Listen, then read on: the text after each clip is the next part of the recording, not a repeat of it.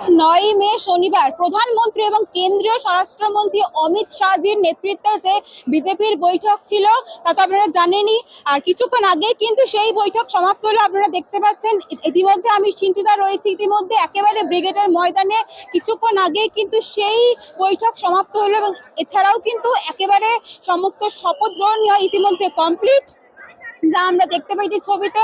এবং তার সঙ্গে সঙ্গে কিন্তু শপথ গ্রহণ করেছেন মুখ্যমন্ত্রী শুভেন্দু অধিকারী। হ্যাঁ, এই যে সরকার গড়ল সেখানে কিন্তু মুখ্যমন্ত্রী শুভেন্দু অধিকারী কিন্তু শপথ গ্রহণ করেছেন। তার সঙ্গে সঙ্গে কিন্তু আরো তার সহ কিন্তু আরো 5 জন কিন্তু মন্ত্রী শপথ গ্রহণ করলেন, এমনটাই দেখতে পেয়েছি আমরা।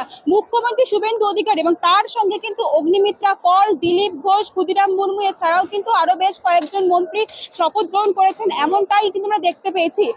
তাদের যে উদ্যোগের যে স্লোগান রয়েছে সবকা সাথ সবকা বিকাশ, হ্যাঁ এমনটাই কিন্তু স্লোগান রয়েছে। বিজেপি যে দলটি রয়েছে তার কিন্তু স্লোগান সবকা সাথ সবকা বিকাশ, এমনটা আমরা জানি। এবং সেই যে সবকা সাথ সবকা বিকাশ স্লোগান যেটা কতটা কার্যকরী হবে, আর তাই জন্য কিন্তু আজকে ব্রিগেডের ময়দানে এসে উপস্থিত হয়েছিল একেবারে কিন্তু লক্ষাধিক মানুষ, অর্থাৎ লক্ষাধিক মানুষের কিন্তু সমাগম হয়েছিল আজকে ব্রিগেডের ময়দানে। আমরা এমনটাই দেখতে পেয়েছি যে কতটা কার্যকরী হতে চলেছে এই স্লোগানটি সবকা সাথ সবকা বিকাশ, অর্থাৎ আগামী ভবিষ্যতের দিকে তাকিয়ে কিন্তু মানুষ আজকে এই সমাগম হয়েছিলেন এই পুরো ব্রিগেড ময়দানে। কতটা কার্যকরী হবে, নতুন যে সরকার গড়লো কতটা কার্যকরী হতে চলেছে আমাদের ভবিষ্যৎ, তার জন্য কিন্তু এত মানুষের সমাগম।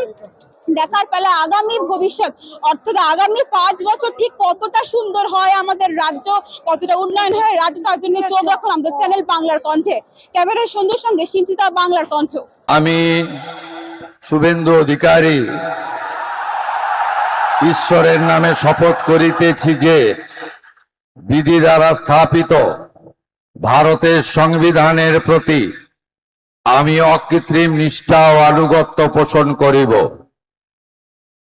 আমি ভারতের সার্বভৌমত্ব ও অখণ্ডতা রক্ষা করিব।